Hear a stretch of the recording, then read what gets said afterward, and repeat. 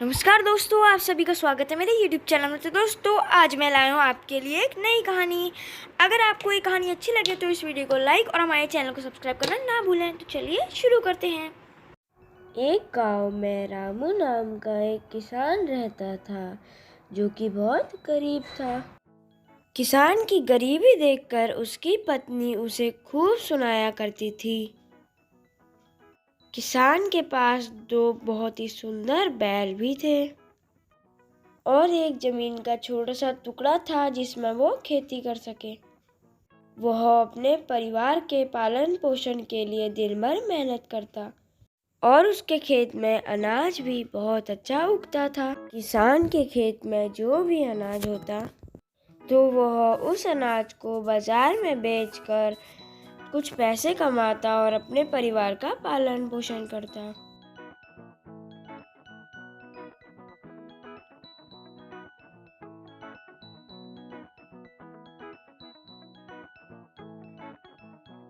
वह अपने खेत में दिन रात जुताई करता और कुछ ना कुछ अनाज उगाते रहता। एक दिन वह खेत जोतते जोतते सोच रहा था कि मैं इतना गरीब कैसे हो सकता हूँ। खेत पे काम करने के बाद, बैलों को उनकी जगह पे बांधने के बाद वह अपने घर वापस आ गया। घर आते ही उसकी पत्नी उससे बोलने लगी कि आज घर में खाने के लिए कुछ भी नहीं बचा है।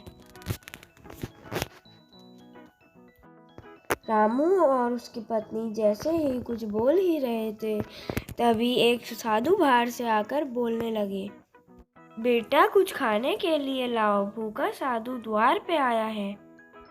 इतना सुनकर रामू की पत्नी बाहर आई और बाबा जी से बोलने लगी, हे साधु महाराज, मेरे घर में अनाज का एक भी टुकड़ा नहीं है।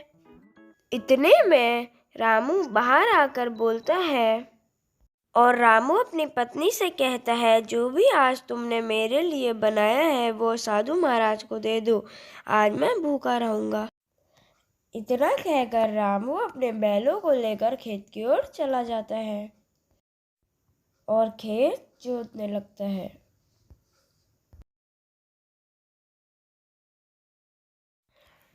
खेत जोतते जोतते वह देखता है कि उसका दोस्त भोला वहाँ पर आ जाता है और रामू से बातें करने लगता है। फिर रामू अपनी सारी बातें अपने दोस्त को बताता है।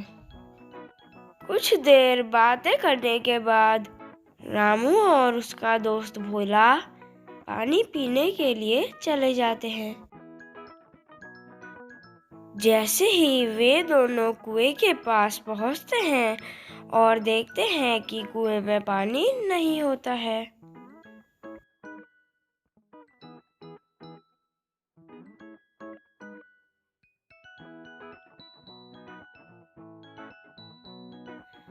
रामू बहुत ही परेशान हो जाता है। फिर रामू और भोला दोनों दोस्त कुएं के अंदर चले जाते हैं। रामू कुएं में खुदाई करने का प्रयास करता है। थोड़ा सा खोदने के बाद उन्हें गीली मिट्टी दिखाई देती है। रामू कुएं को खोदने का प्रयास जारी रखता है।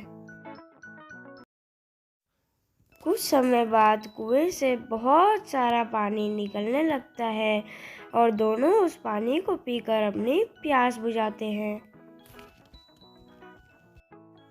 फिर रामू को भूख लगने लगी। रामू ने भोला से बोला, चलो दोस्त, शहर के बाहर एक ढाबा है, वहाँ कुछ खाने के लिए चलते हैं। दोनों ढाबे की ओर निकल जाते हैं। ढाबे में पहुंचकर दोनों खाना खाने लगते हैं और खाना खाने के बाद दोनों अपने घरों को चले जाते हैं।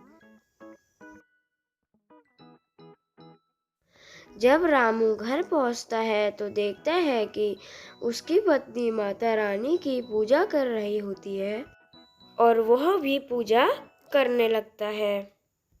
माता रानी की कृपा से रामू किसान ने अपने लिए एक बहुत ही आलीशान घर बनवा लिया और उसमें खुशी खुशी अपने परिवार के साथ रहने लगा।